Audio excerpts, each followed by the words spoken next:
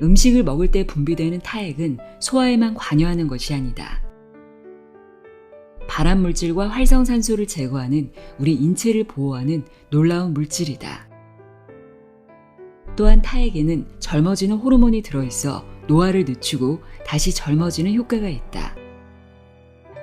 씹으면 씹을수록 면역력을 강하게 만들어 각종 질병을 예방해준다. 이제 의식적으로 씹는 것에 집중해보자.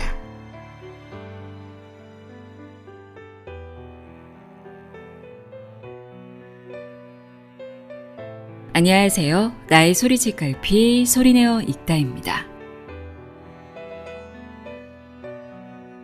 오늘은 세상에서 가장 쉽지만 놓치기 쉬운 건강법 하나를 소개해드리려고 합니다. 방법은 정말 간단합니다. 바로 음식을 먹을 때 한 입에 30번 이상 꼭꼭 씹는 것.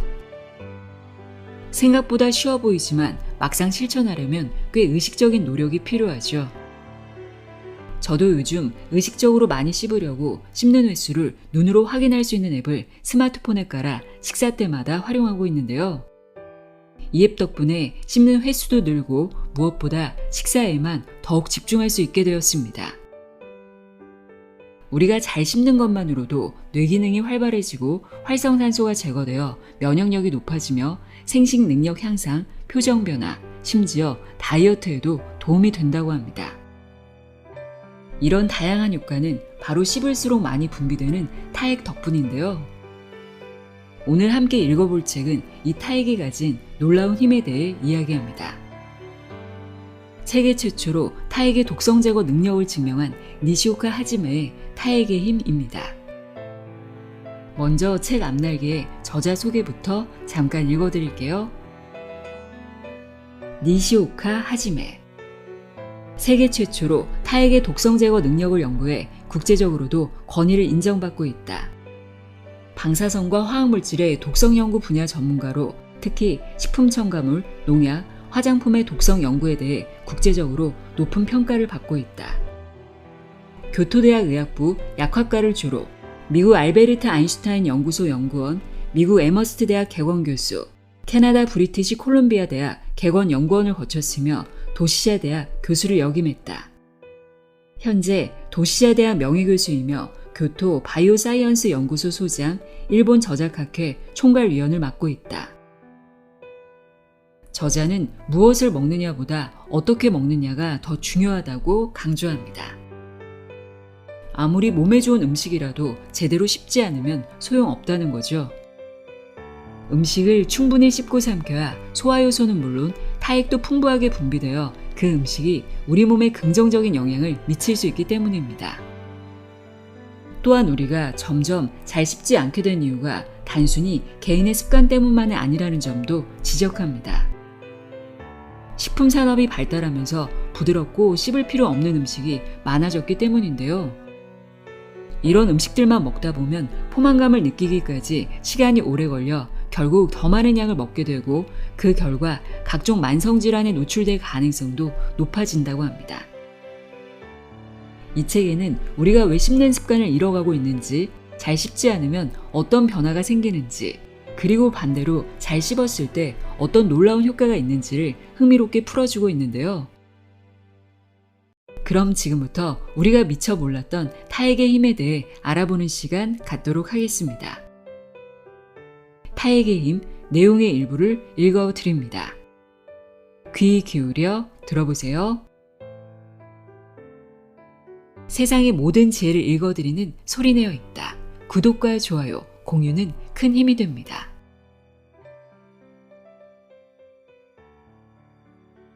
현대인은 왜 잘 씹지 않게 되었을까? 씹지 않는 시대의 도래. 일본에서는 대략 1950년대부터 합성 감미료가 정부의 허가를 받기 시작했다. 사카린이 그 출발점으로 단맛에 굶주려 있던 사람들은 오랜만에 과자와 만주 등 단 음식을 손쉽게 먹을 수 있게 되었다. 이후 몇 종류의 식용 타르색소가 하나둘씩 허가를 받게 되어 여러 가지 색깔로 착색된 식품들이 등장했다. 1950년대 중반에는 가공식품 시대로 돌입하게 된다. 가장 대표적인 식품이 바로 인스턴트 라면이다. 이에 힘입어 인스턴트 식품에 눈을 돌린 식품 제조업체들은 그때부터 인스턴트 커피, 스프, 밀크, 카레 등을 연달아 출시했다. 이러한 인스턴트 식품의 등장으로 식생활은 그 이전의 전통적인 음식의 역사와는 아주 다른 양상을 띠게 되었다. 식품 산업이 급성장하고 식품의 대량 생산, 대량 유통이 시작되면서 생활 속에 가공식품들이 넘쳐나게 된 것이다. 결과적으로 식품업체들 간의 판매 경쟁이 더욱 치열해져 좀 더 맛있고 먹기 편하고 잘 팔리는 제품을 만드는데 치중하게 되었다. 글루탐산 나트륨을 비롯해 아미노산과 같은 화학 조미료를 사용하면 손쉽게 맛을 낼 수가 있었다. 그 당시에는 대부분의 가정에 반드시 화학 조미료가 들어있는 빨간 뚜껑의 작은 병이 비치되어 있을 만큼 인기를 끌었다. 여름이 되어 가지나 오이 무침이 식탁에 등장하면 제일 먼저 이 하얀 가루, 즉 화학 조미료를 뿌리고 간장을 버무려 먹었다. 또 TV 요리 프로그램 속의 요리사는 여기서 화학 조미료를 조금 넣고 라고 말하면서 요리 지도를 하곤 했다. 이 무렵부터 점차 부드러운 음식이 맛있고 고급이라는 인식이 생겨나게 되었고 부드러운 가공식품들이 등장하기 시작했다. 부드럽게 만들기 위해서는 유화제, 결착제 등과 같은 여러 가지 식품 첨가물이 사용되었다. 이렇게 부드러운 음식만을 선호하는 시대가 시작되자 씹지 않아도 되는 식품들이 점차 늘어났고 씹지 않은 식생활이 급속하게 퍼지게 되었다. 오랜 세월에 걸쳐 사람들은 언제나 음식물을 꼭꼭 씹어 섭취해왔는데 1950년대 중반 가공식품 시대로 돌입하면서부터 부드러운 음식물이 등장하게 되고 음식물을 잘 씹지 않게 되었다. 이렇듯 잘 씹지 않게 된 것은 오랜 음식의 역사 속에서 겨우 최근 6, 70년 전부터의 일이다. 부드러운 음식이 맛있고 고급이라는 인식. 식품회사는 이익을 내기 위해 많이 판매해야만 한다. 많이 판매하려면 우선 맛있어야 하고 영양가가 있어야 하며 저렴해야 한다. 게다가 먹기 편해야 한다는 점도 한몫을 할 것이다. 그런 이유로 딱딱한 것보다는 부드러운 것이 먹기 편하기 때문에 잘 팔릴 것이라고 생각하게 되었다. 거기에다 부드러운 음식이 맛있고 고급이라고 생각하는 사람이 늘어난 것도 사실이다. 그래서 유화제, 결착제, 호료 등의 식품 첨가물을 사용해 부드럽게 가공한 식품들이 등장하게 되었다. 빵을 예로 들어 생각해보자. 일본에서는 빵은 촉감이 부드럽고 마치 솜 같은 느낌을 주는 것이 고급스럽다는 인식이 있다. 거기에는 유화제, 품질 계량제와 같은 첨가물이 사용되고 있다. 또한 장기 보존하기 위해서는 산화 방지제나 보존료가 사용된다. 반면 서양에서는 오랫동안 씹어야 하는 딱딱한 빵을 선호한다. 프랑스 빵이나 독일 빵 등 대부분은 이스트균과 소금 외에 합성 화학물질인 첨가물은 일체 사용하지 않는 것이 상례이다. 한번 프랑스 빵이나 독일 빵을 사서 먹어보라. 먼저 꽤 질기다는 사실에 놀랄 것이다. 그 다음에는 씹으면 씹을수록 빵 특유의 고소한 맛이 나서 맛있다고 느끼게 될 것이다. 현재 빵뿐 아니라 우리들 주위에 널려있는 가공식품은 대부분이 부드러운 음식들만 있다고 해도 과언이 아니다. 씹을 필요가 없는 부드러운 식품이 늘어나 사람들은 더욱 잘 씹지 않게 된 것이다. 잘 씹지 않으면 어떤 일이 생길까? 타액이 부족하면 충치가 많아진다. 충치는 충치균, 치주병은 치주병균이 그 원인이다. 음식물 찌꺼기가 치아에 끼어있는 시간이 많으면 많을수록 찌꺼기가 치아 표면이나 치아 사이에 부착하기 쉽고 이들 균의 온상이 되어 충치나 치주병에 잘 걸리게 된다. 그러므로 식사를 하면 곧바로 칫솔질을 하는 습관이 중요한데 사실 학교나 회사에서는 그렇게 하기가 쉽지 않다.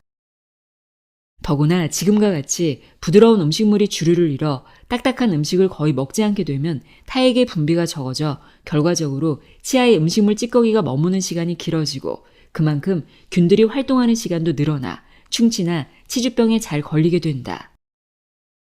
반면 꼭꼭 씹어 먹으면 타액의 분비가 늘어나 충분한 양의 타액이 치아 사이를 흐르기 때문에 충치나 치주염을 예방할 수 있다. 동시에 잇몸에 마사지를 해주는 효과까지 있어 구강 질환도 예방해준다. 이처럼 구강이나 치아의 건강은 식사법, 특히 씹기와 깊은 관련이 있다. 타액이 잘 분비되는 어린이는 건강하다는 말이 있다.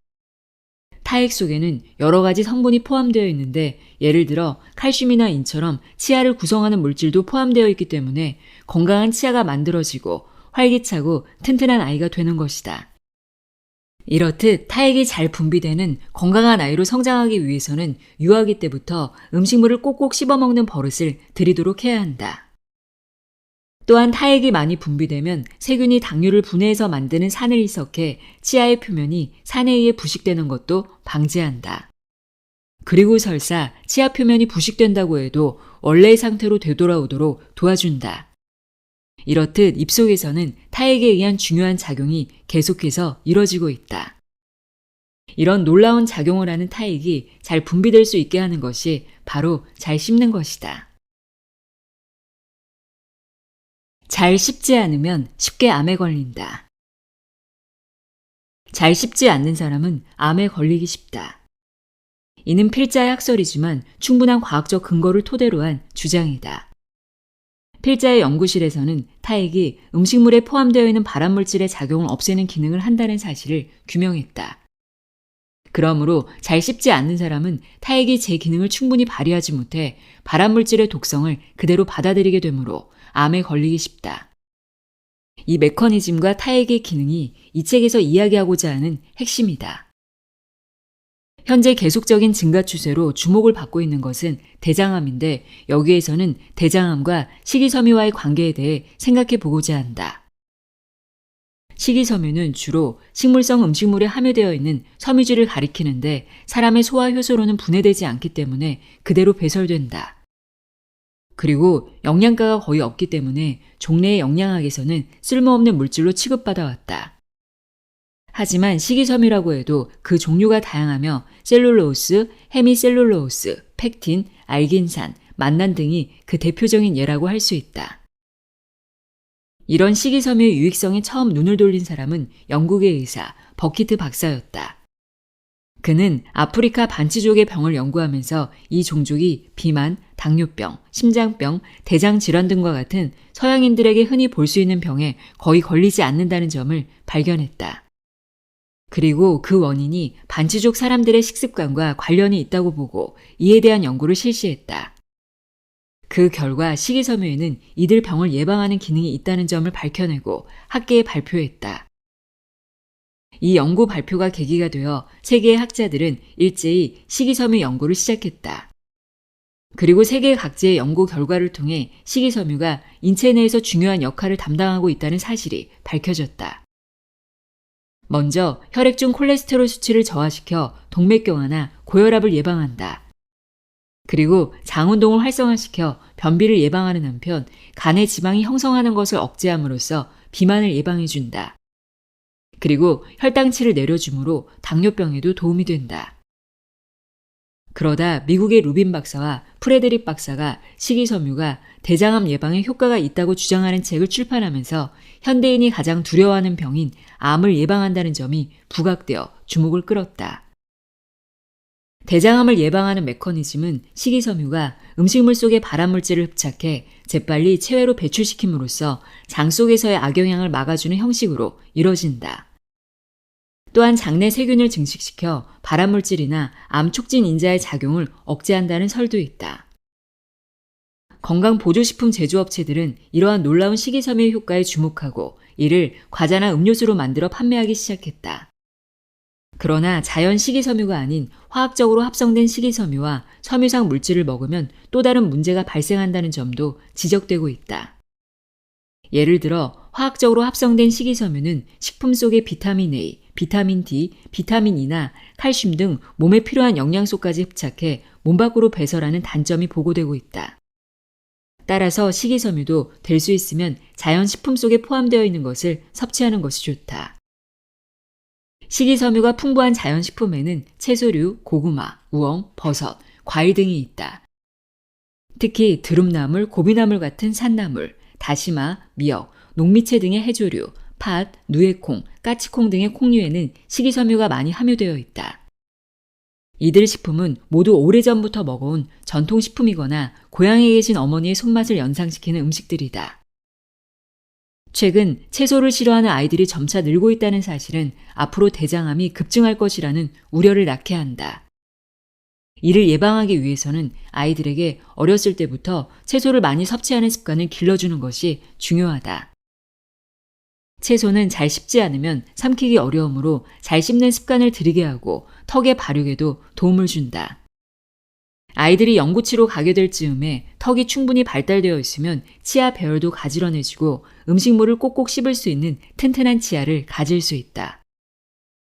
또한 잘 씹는 습관을 들이게 되면 3살 버릇 여든 간다는 속담처럼 평생 채소를 좋아해 즐겨 먹게 됨으로써 암을 비롯한 온갖 생활습관병에 쉽게 걸리지 않는 튼튼한 체질을 갖게 될 것이다. 현재 자신이 식이섬유를 충분하게 섭취하고 있는지의 여부를 간단하게 알아볼 수 있는 방법이 있다.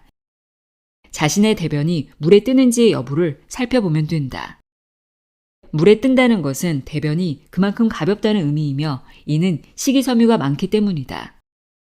수세식 변기가 있다면 누구라도 쉽게 시험해 볼 수 있다. 오늘이라도 당장 시도해보자. 만일 물에 가라앉는다면 식이섬유가 충분하지 못하다는 의미이므로 대장암 예방을 위해서도 섬유질이 풍부하게 함유되어 있는 음식을 많이 섭취하도록 한다. 생활습관병의 원인은 잘 씹지 않는 습관. 성인병의 대부분은 젊었을 때부터 잘못 길들인 생활습관이 주요 원인이며 최근에는 어른만이 아니라 어린이도 걸릴 수 있다는 사실이 밝혀졌다. 그래서 1996년 후생성은 성인병을 생활습관병이라고 명칭을 바꾸었다. 어떻게 어린이가 이런 성인병에 걸릴 수 있느냐고 의아해하는 사람도 있을 것이다. 하지만 지금에 와서는 어린이가 소아당뇨병, 위궤양, 협심증, 심근경색, 동맥경화 등과 같은 생활습관병에 걸리는 경우가 빈번하게 발생한다. 이는 모두 식생활의 변화와 운동 부족이 주된 원인이다. 또한 그 배경에는 잘 씹지 않은 버릇이 크게 관련되어 있다고 필자는 보고 있다. 어린아이가 이러한 생활습관병에 걸리게 된 책임의 대부분은 부모에게 있다. 어린아이가 선호하는 부드러운 음식, 예를 들어 인스턴트 식품이나 과자를 계속 사 먹이면 아이는 어느새 씹는 습관을 잃어버리기 때문이다. 부드러운 음식을 잘 씹지 않은 채 넘기면 타액의 분비가 잘 이루어지지 않아 타액의 탁월한 기능이 제대로 발휘할 수 없다. 어린아이들의 최근 식생활을 미루어 보면 어른보다도 식품 첨가물 등과 같은 인공화학 물질을 더 많이 섭취할 가능성이 있다.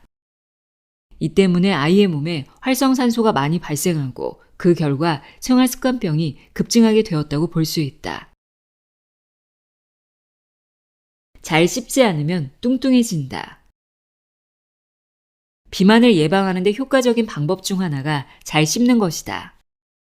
포만감은 혈당치에 의해 결정된다. 잘 씹어 먹게 되면 자연히 식사 시간이 길어져 위를 비롯한 소화기관에서 흡수되는 포도당의 양이 증가하고 혈당치가 높아진다. 그렇게 되면 포만 중추가 자극을 받아 많이 먹지 않은 단계에서도 포만감을 얻을 수 있게 되므로 과식을 피할 수 있다. 이와 반대로 잘 씹지 않고 급하게 먹으면 혈당치가 상승하기도 전에 이미 과식을 하게 되므로 비만이 되기 쉽다. 이것이 바로 비만 예방의 메커니즘이다. 서양에서도 비만은 건강의 적으로 인식되어 왔다. 특히 미국에서는 남녀노소를 막론하고 햄버거, 피자, 프라이드 치킨 등으로 대표되는 패스트푸드를 즐긴다. 미국인들은 이 음식들을 입안에 가득 넣고 거의 씹지도 않은 채 콜라를 들이켜 삼키는 나쁜 식습관을 오랫동안 지속해왔다. 비만은 심장병, 당뇨병, 관절염, 고혈압, 뇌졸중, 위암, 결장암, 유방암 등 거의 모든 생활습관병의 주범이 되고 있다. 이 때문에 미국의 회사 중에는 비만인 사람은 자기 자신을 통제할 수 없는 사람으로 간주해 관리직으로 승진할 때 불이익을 주는 경우도 있다고 한다. 미국 인구는 3억 명이 넘는데 그중 1억 명 이상은 비만이라고 한다. 요즘에는 미국인들도 비만의 심각성을 깨닫고 식생활을 전면적으로 재검토하고 있으며 특히 식사에 시간을 들여 잘 씹어먹는 일의 중요성을 깨닫게 되었다고 한다.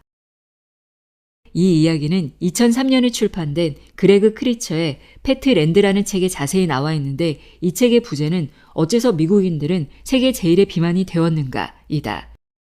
패트 랜드를 번역하면 비만 대국이라고 할 수 있다. 입안이 마르는 구강 건조증의 등장. 지금 이 시간에도 끊임없이 입안에서는 일정한 양의 타액이 분비되고 있다. 이것이 정상적이지 않을 때 이른바 구강 건조증이 생기게 된다. 어떤 원인으로든 타액이 충분히 분비되지 않게 되면 사람들과 대화를 나누기도 힘들어지게 되고 노래를 부르는 것조차 어려운 일이 된다. 또한 신체에도 여러 가지 부작용이 생겨난다. 우선 타액의 살균 작용이나 정화 작용을 기대할 수가 없다. 그 결과 걸핏하면 감기에 걸리고 그 밖의 병에도 쉽게 걸린다. 이런 환자들을 위해 인공 타액을 사용하는 등의 치료가 행해지고 있는데 이 경우 구강의 청결이 중요하다. 이런 점을 보아도 타액이 얼마나 중요한지 새삼 알 수 있을 것이다. 구강 건조증의 원인은 아직 분명하게 밝혀지지 않았다. 처음에는 약의 부작용이나 당뇨병, 담배나 알코올 등이 원인이다. 난방이나 냉방이 지나치기 때문이다. 스트레스가 원인이다. 등 말들이 많았다. 그러나 그런 이유 때문은 아닌 듯하다. 필자는 이 구강 건조증 역시 잘 씹지 않은 습관이 간접적인 원인이라고 생각한다. 즉 잘 씹지 않기 때문에 타액의 분비가 점차 줄어들고 이런 상태가 일정 기간 지속되면 구강 건조증에 걸린다고 생각한다. 특히 어렸을 때부터 잘 씹지 않는 버릇을 들이게 되면 이 병에 걸릴 가능성이 커진다. 이대로 가면 현대병에 걸린 사람들은 점점 더 늘어나게 될 것이다. 잘 씹으면 타액의 분비량은 증가한다. 어른이나 아이나 음식물을 잘 씹어 먹어 구강 건조증에 걸리지 않도록 각별히 조심해야 한다. 턱이 덜 발달되어 인상이 바뀐 현대인. 선사시대 사람과 현대인의 얼굴에서 가장 큰 차이점은 바로 턱에 있다. 선사시대 사람의 턱은 두텁고 아주 튼튼하지만 현대인의 턱은 얄팍하고 약해 보인다. 이는 현대인이 그다지 씹을 필요가 없는 부드러운 음식만을 먹게 됨에 따라 선사시대의 사람에 비해 턱뼈가 잘 발달되지 않았기 때문인 것으로 보인다. 턱뼈와 그 주위 근육은 얼굴 전체의 근육 성장에도 크게 관련이 있는데 턱이 잘 발달되지 못하면 얼굴 전체의 근육이 느슨해지고 나약한 인상을 주게 된다. 잘 씹지 않게 되면서 비대칭 얼굴이 늘고 있다. 동물의 몸은 기본적으로 좌우 대칭으로 이루어져 있다. 이는 인간도 마찬가지다. 하지만 자세히 들여다보면 정확한 좌우 대칭이라고 할 수 없는 경우가 많다. 사람의 얼굴도 정확하게 좌우 대칭은 아니다. 하지만 좌우 대칭에 가까운 얼굴을 하고 있는 사람이 아름답게 보인다.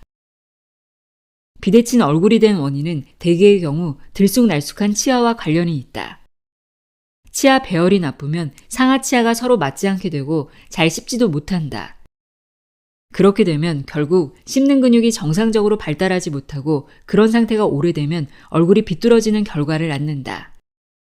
그리고 얼굴 근육도 느슨해져 표정에 생기가 없어진다. 비대칭 얼굴은 치아의 사용 방법에도 원인이 있다.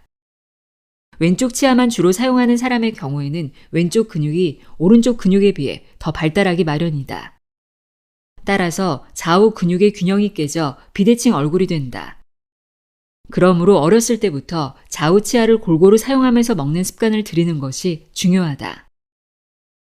실제로 씹는 방법이 나쁘면 치아 배열이나 얼굴 근육과 같은 미용상의 문제뿐만 아니라 더욱 중요한 건강 문제도 발생한다. 씹는 근육은 목이나 어깨 근육과 밀접하게 연결되어 있기 때문에 씹는 방법이 나쁘면 이들 근육도 균형을 잃게 되어 근육이 경직되거나 신경이나 혈관이 압박을 받게 된다.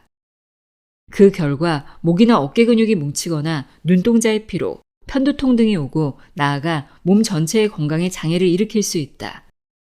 그러므로 씹기를 결코 가볍게 보아서는 안 된다. 잘 씹으면 어떤 효과가 있을까? 씹으면 뇌 기능이 활성화된다.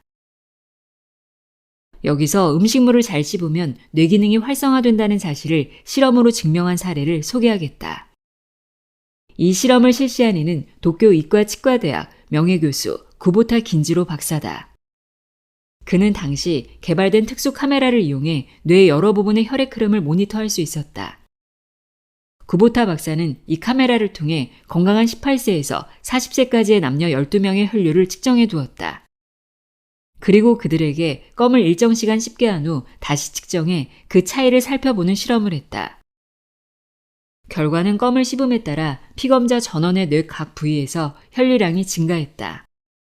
많은 경우에는 25에서 28%, 적은 경우에는 8에서 11%가 상승했다. 뇌에서의 혈류량 증가는 뇌 신경세포의 대사가 활발해져 뇌의 각 부위 모세혈관이 확장되었기 때문으로 추정되었다. 일반적으로 이 뇌 혈류량 증가율은 고령자보다 젊은 사람이 더 높다고 한다. 또한 틀리라도 음식물을 잘 씹어먹는다면 뇌 기능을 자극하는데 아주 유효하다고 한다. 특히 전두엽 혈류량의 활성화는 고령자의 몸과 마음의 행동 의욕을 높여 치매 예방에 아주 효과적이라고 보고 있다. 또한 유아기와 초등학교 시기의 아동들이 음식을 잘 씹어먹게 되면 뇌의 국소에서 혈류가 높아져 뇌기능 발달에 효과적이며 공부를 잘하는 똑똑한 아이가 된다고 한다. 직장인들 역시 잘 씹어먹는 습관을 들이면 뇌세포가 자극되어 신경활동이 활발해지고 일에 대한 의욕과 작업 효율이 높아진다. 잘 씹으면 면역력이 향상된다. 평상시 입속은 박테리아로 가득한데 이들 박테리아가 치아 주변에 부착하게 되면 충치나 치주염이 발생하게 된다. 타액에는 이들 박테리아의 부착을 방해하는 면역 물질도 포함되어 있다. 그러므로 잘 씹어 먹으면 타액의 분비가 증가해 충치나 치주염을 예방할 수 있다. 또한 고칼로리 식품을 제대로 씹지 않고 단시간에 섭취하면 면역 기능이 저하된다는 사실이 알려졌다. 면역력이 저하되면 면역 시스템이 잘 작동하지 못하게 되어 몸을 충분히 보호할 수 없게 되고 병에 쉽게 걸리게 된다. 이는 다시 말해 저칼로리의 딱딱한 음식을 잘 씹어 먹으면 면역력이 향상되고 병에 잘 걸리지 않는 몸이 된다는 뜻이다. 틀니로도 꼭꼭 씹으면 타액의 효과는 동일하다. 나이를 먹어도 자신의 치아로 먹을 수 있다는 것은 매우 이상적인 일이지만 불행하게도 고령자들 중에서는 치아를 잃어버린 이가 많은 것이 현실이다. 그렇게 되면 부드러운 음식 중심의 식생활로 바뀌어 부드러운 가공식품에 의존하게 되고 더욱더 씹지 않게 된다. 음식물이 타액과 충분히 섞이지 않은 채 위로 보내지고 소화도 잘 되지 않는다. 그리고 잘 씹지 않게 되면 타액의 분비가 줄어들어 입에서의 자극이 적어지고 뇌 혈류가 저하된다. 이에 따라 뇌 기능이 쇠퇴해져 모든 것에 의욕을 잃게 된다. 또한 타액의 분비량이 줄면 지금까지 이야기했던 타액의 놀라운 기능과 효과를 기대할 수 없게 된다. 설사 치아를 잃었더라도 타액의 놀라운 효과는 결코 잃어서는 안 된다. 그렇다면 치아를 잃어버린 사람은 어떻게 하면 좋을까? 치아를 잃어버려도 잘 씹는 것은 가능하다. 물론 틀니의 도움을 받아야겠지만 자신에게 딱 맞는 틀니가 있다면 자신의 치아와 똑같이 씹을 수가 있으며 타액도 잘 분비되어 원래의 치아와 다름없는 효과를 누릴 수 있다. 어떻게 하면 잘 씹게 될까? 부드러운 백미보다 까칠한 현미를 주식으로. 현미와 배아미는 잘 씹지 않으면 삼키기가 힘들다. 필자의 경우는 거의 30회 정도는 씹어야 무리 없이 넘어간다고 생각된다. 만약 현미를 백미처럼 잘 씹지 않고 넘긴다면 위에 큰 부담이 가해지기 때문에 위가 별로 좋지 않은 사람이라면 위장 장애를 일으킬 가능성이 있다. 따라서 현미식은 잘 씹는 습관을 들이기 위한 이상적인 음식이라고 할 수 있다. 게다가 현미는 씹으면 씹을수록 쌀 고유의 고소한 맛을 느낄 수 있으므로 일단 현미식을 시작하게 되면 계속 먹게 된다는 사람도 많다. 연한 고기보다 씹는 맛을 즐길 수 있는 식단으로. 스테이크나 불고기, 전골에 들어있는 쇠고기가 맛있는지를 따지는 조건 중에 고기가 연한지에 대한 것도 있다. 고기를 먹었을 때 연해서 맛있다고 말하지 결코 질겨서 맛있다고는 하지 않는다. 분명 사람들은 질긴 고기를 별로 좋아하지 않는다. 그렇다면 맛있는 것은 꼭 입에 살살 녹을 정도로 연해야만 하는 것일까? 그렇지 않다고 생각한다. 어느 정도 씹는 맛이 있어야 맛있는 고기라 할 수 있다. 연한 스테이크라고 해도 씹는 맛이 있어야 한다. 사실 연한 고기에는 숨겨진 비밀이 있다. 미국에서는 고기를 연하게 만들기 위해 식육소에 여성 호르몬을 투여해왔다. 사용된 여성 호르몬에는 천연형 여성 호르몬과 합성형 여성 호르몬이 있다. 여성 호르몬을 사용하는 이유는 다음 두 가지 때문이다. 빨리 살을 찌우기 위한 비육 촉진 효과, 연한 고기를 만들기 위한 육질 개선 효과. 이렇게 여성 호르몬을 사용함으로써 연한 쇠고기를 보다 빨리 출하할 수 있게 된다. 그런데 호르몬제가 사용된 쇠고기는 과연 안심하고 먹을 수 있을까? 아무리 연한 고기가 맛있다고 해도 소, 돼지, 닭과 같은 육류는 씹는 맛이 있어야 하는 음식이고 잘 씹어 먹어야 하는 음식이다. 잘 씹으면 고기의 단백질이 타액의 단백질 분해 요소에 의해 아미노산으로 분해되어 몇 배나 더 맛있게 느껴진다. 그리고 발암성의 메커니즘에서는 활성산소가 관련되는 경우가 많으므로 잘 씹으면 타액의 활성산소 제거 효소가 작용해 시중에 판매되고 있는 고기가 지니고 있는 여러 가지 위험성에서 어느 정도 몸을 보호할 수 있게 된다. 씹는 것의 대명사, 껌의 효과. 껌은 잘 씹는 습관을 들일 수 있고 껌을 씹음으로써 치아에 부착된 음식물 찌꺼기를 제거할 수 있다는 이점이 있다. 입이 심심할 때나 담배를 피우고 싶을 때 대신 껌을 씹는 것도 괜찮을 것이다. 잘 씹는 습관을 들이는 데 도움을 주고 잇몸이나 입 주변의 근육을 발달시키는 데도 도움이 된다. 잘 씹으면 타액의 분비가 활성화된다는 사실은 껌 씹기 실험을 통해서도 증명되었다. 판매되고 있는 껌에는 당, 산미료, 향료 등이 포함되어 있어 타액의 분비에 영향을 미칠 가능성이 있으므로 이런 성분들을 제외하고 껌 베이스만으로 된 껌을 피험자들에게 씹게 하였다. 껌 베이스의 양이 많을수록 씹는 횟수가 많아졌다. 이 연구 결과는 잘 씹으면 타액의 분비량이 씹지 않을 때에 비해 최대 약 4배까지 증가한다는 사실을 보여주고 있다. 100년 전에 제기된 잘 씹기를 통한 건강관리. 씹기의 중요성은 아주 오래전부터 제기되었다. 그 주인공은 바로 플래처라는 사람이었다. 플래처는 의사도 과학자도 아닌 시계 사업을 하는 미국의 실업가였다. 그는 소위 미식가로 요리사를 5명이나 고용해 맛있는 것을 마음대로 먹는 생활을 즐겼다. 그 결과 신장은 165cm로 그리 크지 않았으나 40살에 체중이 100kg 가까이 나갈 정도로 뚱뚱해졌다고 한다. 이 때문에 건강이 별로 좋지 않아 고민하다가 의사로부터 질병 예방을 위해 감량하라는 경고를 받고 일대 결심을 하게 되었다. 바로 기름지지 않은 자연 그대로의 음식을 천천히 잘 씹어 먹겠다는 것이었다. 이런 방법을 통해 그는 건강을 되찾았고 사람들에게도 널리 알리게 된 것이다. 그의 이론은 플래처 이론이란 이름으로 알려져 있는데 다음과 같은 항목으로 구성되어 있다. 플래처 이론. 공복감이 아주 심해질 때까지 먹지 않는다. 영양하게 너무 신경 쓰지 말고 좋아하는 것을 먹는다. 먹은 음식물을 몇 번이나 잘 씹어 타액과 잘 섞은 후 자연스럽게 식도로 넘어갈 때까지 기다린다. 우유도 씹는다는 느낌으로 마신다. 잘 씹음으로써 맛이 어떻게 변해가는지 느끼면서 맛을 즐긴다. 잘 씹어서 포만감을 느끼도록 해 배를 80%만 채운다. 잘 씹으면 변비에 걸리지 않는다. 잘 씹으면 변에 냄새가 나지 않는다. 잘 씹으면 변의 양은 하루 10g에서 50g 정도로 적어지지만 부패하지 않아 장내에서 유해 물질이 발생하지 않는다. 스프는 씹을 수 없기 때문에 피한다. 충분한 타액이 분비되고 있는지 항상 신경 쓴다. 이런 항목을 염두에 두고 식사를 하면 다음과 같은 효과를 얻을 수 있다. 먹은 것이 보다 효율적으로 이용된다. 몸의 내구력이 향상된다. 용모가 아름다워지고 젊음을 유지할 수 있다. 기분이 상쾌해진다. 병이 잘 걸리지 않는다.